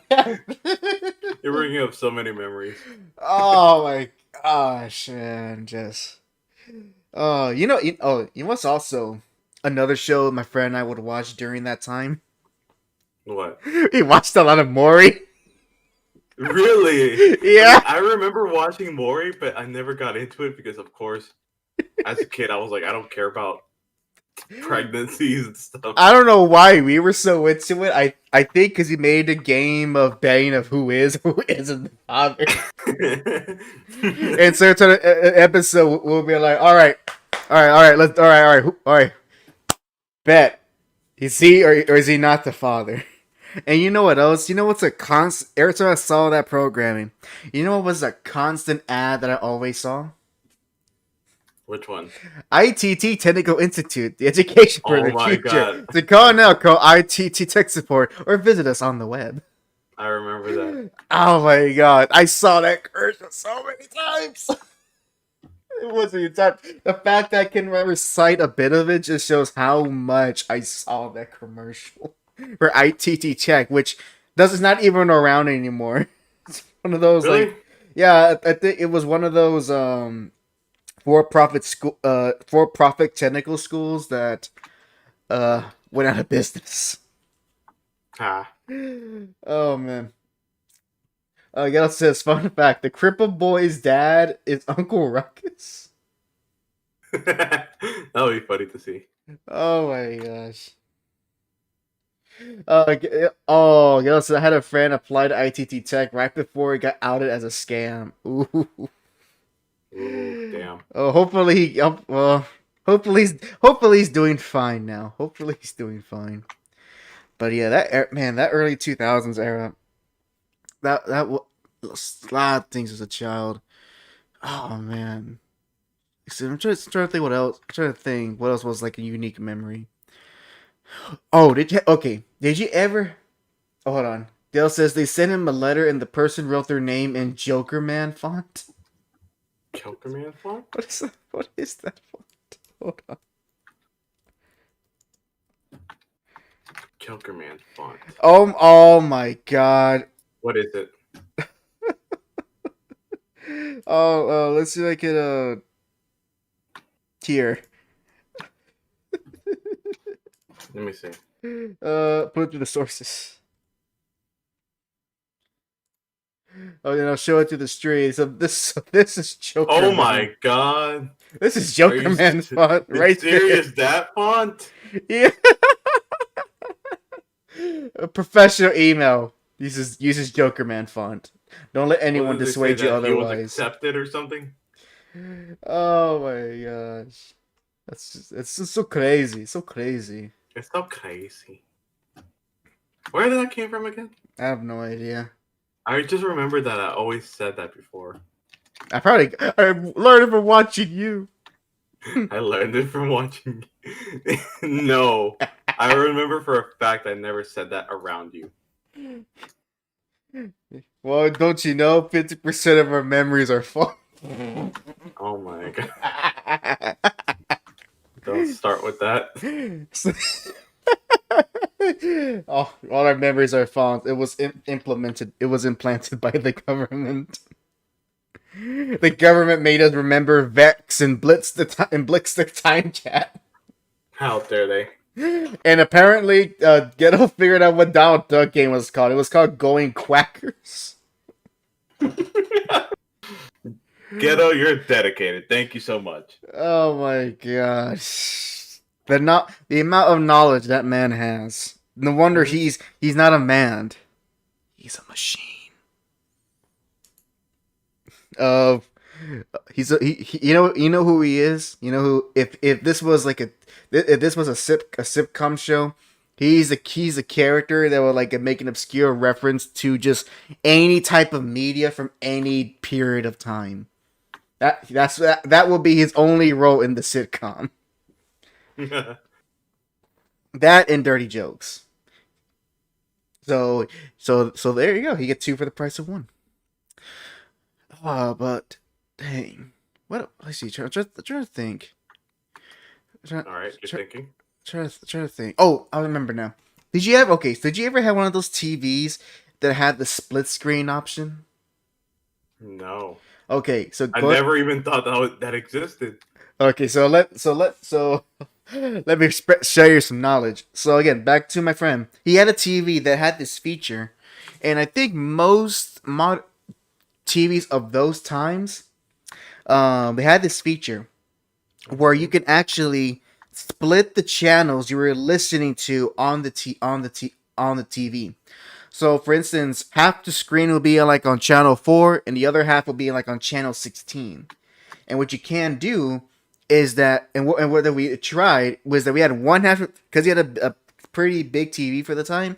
We had you had the aux channel strictly for the games, and while we're playing on like half of a 4:3 aspect ratio TV, the other half, his little sister could watch her little cartoons or whatever.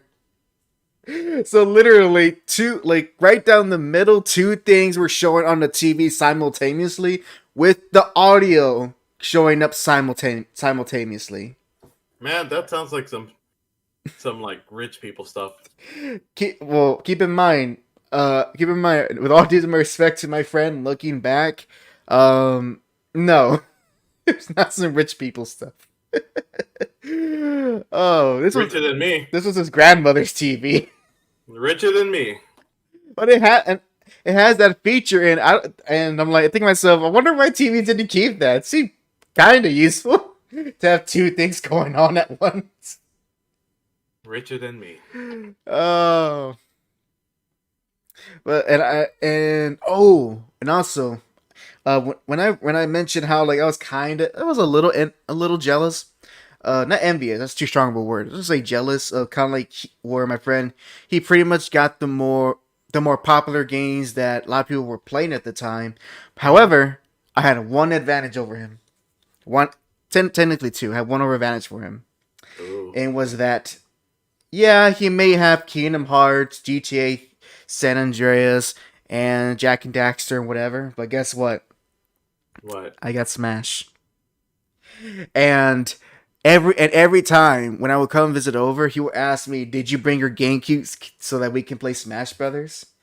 And most of the time I did, but on the few times that I didn't, he goes, "Man," like he was like visibly disappointed. He was more interested in even though he has like probably like what the high end games at the time, he wanted to play Smash with me. Which is, you know what? It's fair. It's fair, especially for a kid. You know, when Smash is played as intended, you know, for fun, not for competition, it's a pretty fun game to play. And I still remember we even attempted to try to unlock Mewtwo. Remember when Mewtwo was like that? He was like the secret character to get because the requirements for him were like so complicated. Oh yeah, what were they again? Let me look it up. You know what? Let me go to that website I went to look it up. Let me go to cheatcodeplanet.com. Ooh. Actually, I wonder if that's still around. The cheat code. No, definitely not that word. Cheat Code Planet. I wonder if that's still around. Let's see. No, they're not here anymore, but there's planetcheats.net. Hell yeah. And okay. Oh yeah, this page definitely has not been updated. Oh, look how people look at look here. Top rated cheats: Pokemon Ruby, Half-Life Counter-Strike, Yu-Gi-Oh! Destiny Board Traveler, Quake 2, Animal Crossing Wild World, Red Steel. Oh wow, so it's about as up to date as what, 2007, 2008? Yeah, that's up to date enough. Okay, so okay. Let's see. Let's see. Search cheats for Super Smash Brothers Melee. I thought you had to beat all 400 challenges. I think it was 400 or like 100. No. It wasn't that many challenges. There was 50 and a hidden one. So in all 51 challenges. But no, that's not how you get Mewtwo. Let me just go through this list here. Let's kind of skip ahead. Jeez. All right, at the SIs, SOs. Okay, we're almost there. SPs. More SPs. Dang, a lot of SpongeBob games. A lot of Star Wars games. God dang. More STs. Okay, here we go. We're at the SUs now. Let's see. Okay. Keep going, keep going, keep going. There we go. Super Smash Brothers Melee. All right, here. Okay, so here's how you get Mewtwo. Ready? Ready? All right, ready, Okay. ready. So to get Mewtwo, you have to rack up 20 hours in combined versus playtime, or play 700 versus matches. Woo. Now, I thought it was actually lower than that, but yeah, so pretty much you have to play for in versus mode for 20 hours in combined, or play just 700 matches altogether in total. Dang. And I remember my friend and I attempted that. I was like, all right, let's do this. And I think after like maybe 5 or 7 matches, we're like, all right, we don't want to do it anymore. It's too much. Yeah, so you mean Cheat Planet? They got ran to GamesRadar.com. I vaguely remember the cheat code sites I used to go to as a kid. I think I remember one's called just plainly just called cheatcode.com. But remember looking up cheat codes, man. No, because I was always honest. I And was. also because I didn't have access to the internet. Only my brother did. Oh, okay. Because he had the computer. Same here for me. The only ways I was able to find them out was that okay. So, you recall the church I am now? Yeah. So I used to go to that church many moons ago when I was a little kid, and that church used to have like an actual like set of computers laid out in the other room that's not in the other building, where that's a kitchen and all different types of stuff. Mm-hmm. And so it was like wall to wall, nothing but computers. And I don't know how the heck the church afforded that, but they did. Not only that computers, but computers with access to the internet. Keep in mind, this is like 2004, 2003. Yeah, so that's a lot of money. Yeah, I don't know how they would afford that. But what I would do was when I would get on those computers is that of course I boot it up, and it was on Windows XP, so you have all that dun dun dun dun, all that stuff. And I will go look up cheat codes. And once I find the ones I'm looking for, I will literally like find some paper, something to write with, and just write it all down. Write it down on my little notepad, so that when I go home, I test them out to see if they worked or not. Oh man, and man, there was a lot of fake cheat codes I went through. Like, it didn't work at all. Plot twist, they do work only in a specific spot. Jeremy says I used to love going to my friend Donnie's house because he had a cool toys and an Xbox. He never noticed that my family always visited his and not the other way around. Oh boy. Actually, there's only a few times where I ever had a friend that was more fortunate in the sense of that. But yeah, I only have one friend that had a PS2 compared to me having an Xbox. But I never had that situation as you describe it, where one's more fortunate than the other. We both were in the same type of, I guess, situation. Yeah, we're in the same situation in terms of how much money we had. For my friend, actually we were pretty even. So even though I would sometimes, most of the time I did visit him, but that's mostly because his grandmother was able to look after me during the summertime. Mm-hmm. But they have occasions where he will visit my place, or I will go stay with him at his actual house with his mom and dad. It was easy for me because we lived in the same apartment at the time. I think we had to. Oh, where we had to drive. It was a bit of a drive, so we weren't exactly very, very close in terms of distance. Now also, pro tips. Want to hear some pro tips about Smash Bros. Melee that pretty sure everyone has figured out by now? Sure. If you want to unlock Mewtwo, here's the easiest thing you could do. Ready? Okay, go to versus mode, and you need to have 2 controllers. All right, put one to controller port 1 and a controller port 2. Pick any 2 random characters. All right. Yep. Put it on stock mode with one life. no time limit. And then and then after you do all that's set up, turn off the t. You should do this at night. Turn off the TV. Go to sleep. Let the game run. Let the game run for 20 hours. Oh, we project come back. They let the game run for 20 hours to the dot.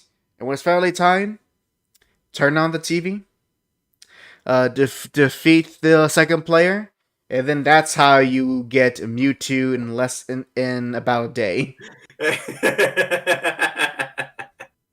You know what's funny? Hmm. So, throughout the whole time that you were explaining it, I couldn't hear a word because for some reason my Discord was glitching out. So all it went was, you know how you get YouTube easily? All right, you put one stock and then you turn off your TV, silence, and that's how you get Mewtwo. Oh man, I remember actually I did that myself. I can confirm it. It works. So you turn off your. I'm assuming you turn off your TV and leave it like that for hours on end. Pretty much. I don't know if it's safe, but hey, my Genki still worked after that, so I mean, I would recommend it's not safe. I recommend after you do get Mewtwo to turn off your GameCube and just kind of let it calm down for a good while. Because like it's not really safe because but you never heard of the old game consoles ever having issues. At least not ones that you can solve on your own. Because like you and I, we know that when it came to like at least the Xbox One, like the original Xbox, for me personally, then both of us with GameCube in general, we never really had issues with those type of, at least with earlier gens of consoles. There was never that big of an issue with malfunctions. Yeah. If there was, we never heard of it. Yeah, until like Xbox 360. Oh, the red ring. Yeah, that one was the infamous red ring. And I think even the early PS3 models had issues too. Like my brother, whenever he got his Xbox 360, if I'm correct, he got the first generation, so he was pretty much in a way the beta tester of the whole Xbox itself. So whenever he eventually got the red ring, he had to ship it out, wait for it for months on end, got it back. Still, eventually, I think after a year or two, got the red ring. Let me see. Let me see.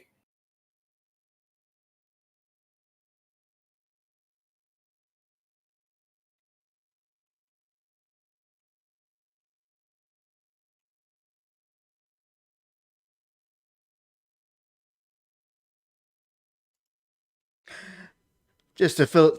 Wow, He says. Oh, there, man. He says like not even a year later. So like literally after he got it, and then after he got it back, and then like months later, it still got another red ring. So yeah. Lovely. Yeah, I never count any malfunctions with my GameCube. If anything, the only thing that I mess up the most would have to be the distance cells. Yeah. Now, Now that's more heartbreaking though. Yeah.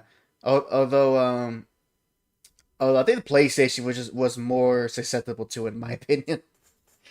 Especially the PS1 games. For me, that was like a one Xbox game I had.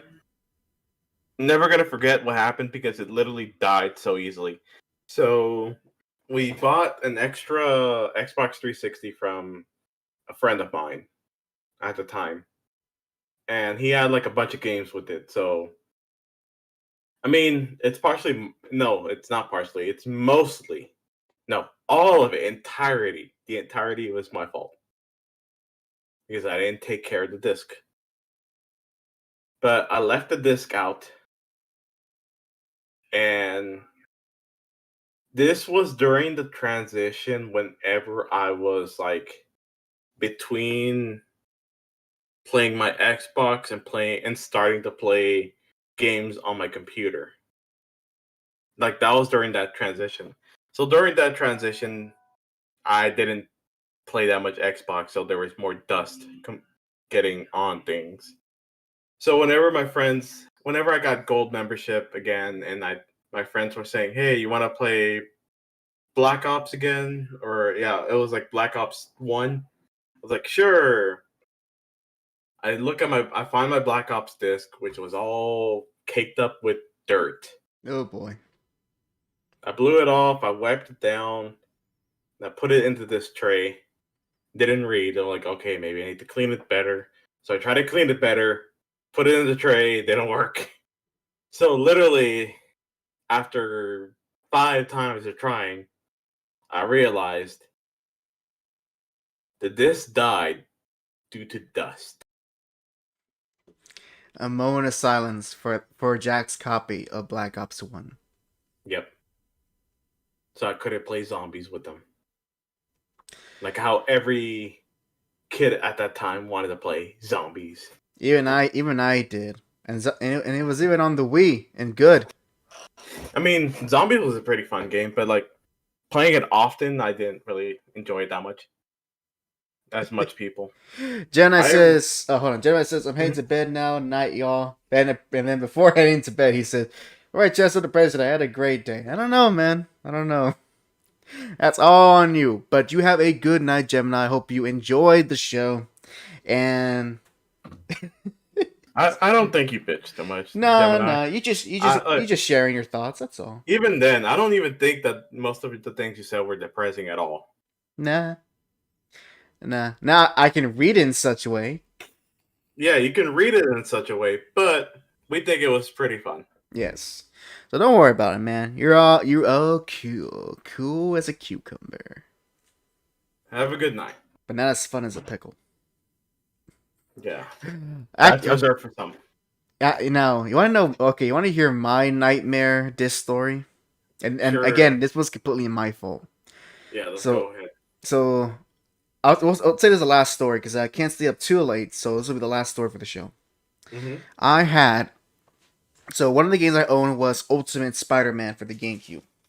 Mm-hmm. And I love that game, play it to death, love it. Then one day, the game just stopped working. Now at the time I did take care of my games and make sure to put everything back and so forth. So I was actually quite confused, like, why is the game not working? I put it back in its case, I keep it take care of it, and I was getting a message like your game disc cannot be read. And I'll wait for Jack to come back. There you go. Can you hear me now, Jack? Yeah, I was actually listening through the stream itself to find out. All right. So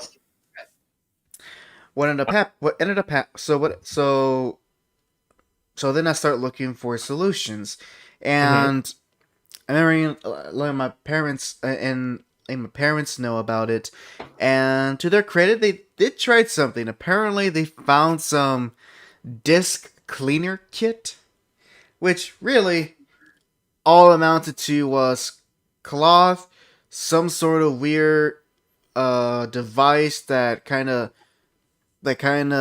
cleans the disc in a circular fashion, and some sort of I'm guessing sort of alcoholic spray. Yeah. That didn't work. That did not work. And then the most stupid idea I had then that I heard that came to me, and I assumed this would work because I asked an adult who I knew had experience with playing games, and he told me, "You ready for this?" What? He told me I can clean my game by using peanut butter. Oh no, yeah, I heard about that.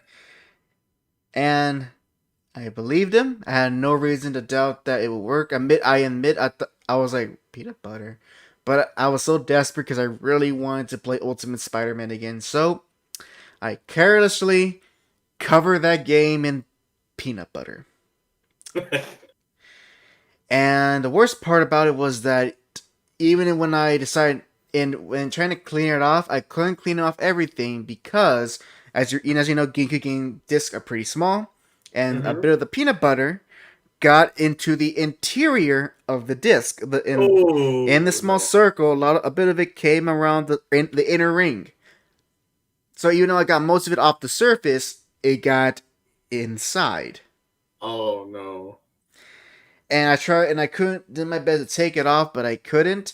And I was like, you know what? Maybe, just maybe, I put the disc in the tray, I closed it, turned the power on, and just waited. The game can start up. Done. You know the little thing it does? Yeah. And then, straight to, disc could not be read.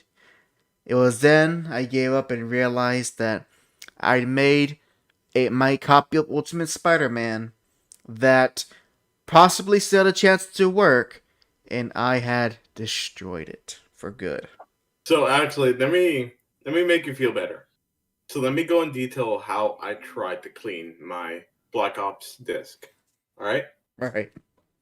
So I see it was caked up with a bunch of dirt or a bunch of dust. First of all, I had my own disc cleaner, sprayed it with the alcohol-based solution that it had, and then used the little toothbrush it gave it, like it has in it. Cleaned it all real good. Everything looked nice and shiny. But the problem is that toothbrush that's like with it. That toothbrush scratched everything on the CD. Oh. Like literally everything was scratched up. So I was like, okay, maybe. I'm like, it's a bit of a scratch, but maybe. Just maybe. 90% of it was scratched, but I was thinking to myself, it's a bit scratched up. But like maybe it'll work. I mean, I've seen it happen, but very rarely. So I put it into the Xbox 360. Couldn't read a thing.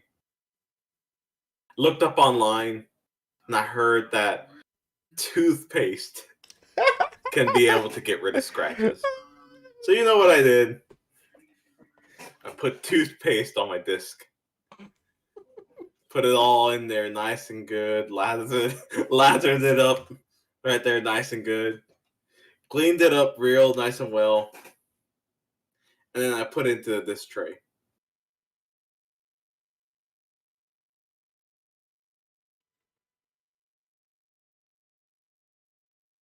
And it didn't work. Oh, I thought it was going silent for dramatic effect. Hold on. Dang. Discord is not working for Jack right now. That is no good. That is no good. Can you hear me now? Working for Jack right now. All right, so you hear me? I can hear you. So where did I stop at? You stopped that you put the game into the console. When specifically? After you clean off the toothpaste from it.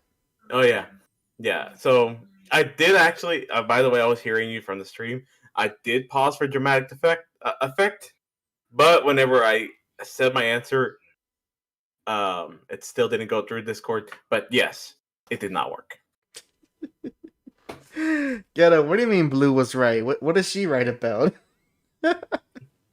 Yeah, what is she right about? Tell me. She ain't here. Why, first of all, why is it whenever we stream late and then it's like it hits 11 or 10-ish, 11-ish, my Discord decides to act up? I don't know. May doesn't like you. Maybe it's racist. Wastist. Racist, not racist. Wastist. Yeah, that's what Elmer Fudd says it. But I don't know. That is kind of weird.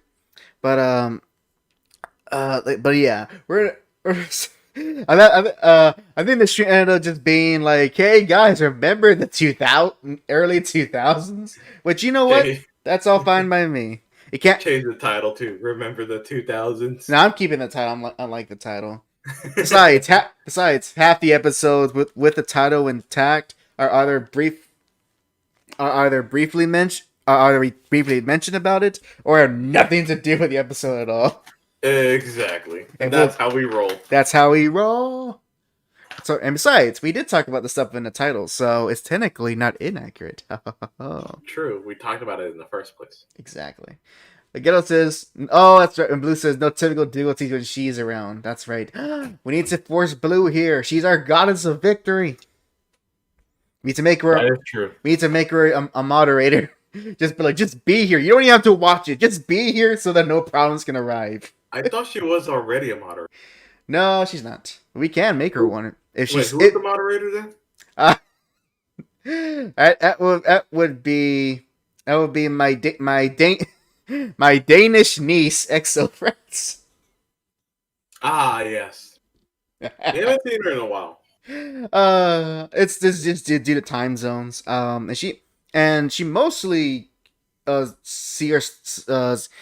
around when I did the morning evening streams, but I haven't done those in a few months, which I want to go back to. But I need to find a day to do it, and I'm trying to think of ways to kind of make it better so that I have a reason to bring it back.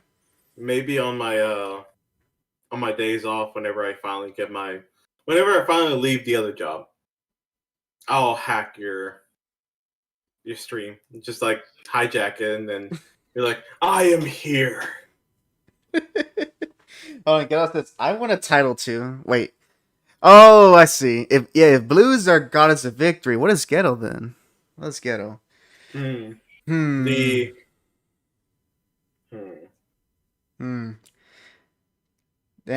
It's not a god of victory. No. No. He's the. Oh, I got it. He is. Ready? All right. Okay, it's just not on my head, but Ghetto Machine. He is the JAC Show's connoisseur. No. I mean, what about the? All right. The Ebony Sage. Yes. Yes, that is Ghetto Machine. The Ebony Sage. The Ebony Sage.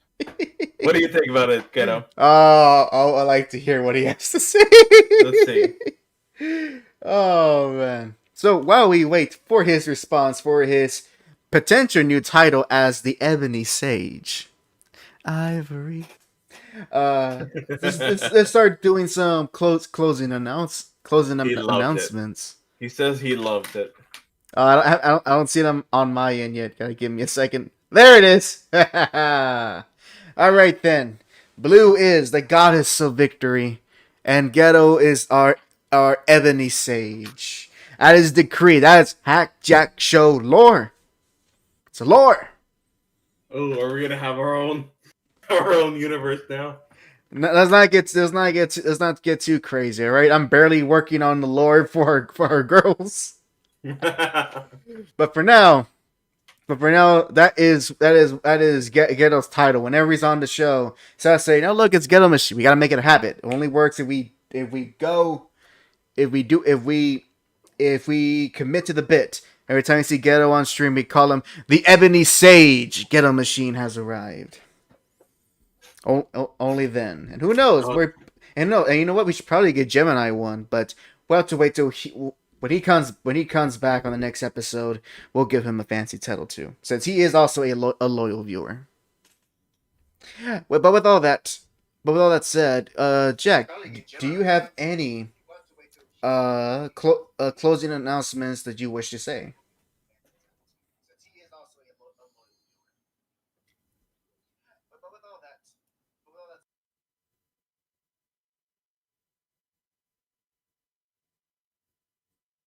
Jack, you there?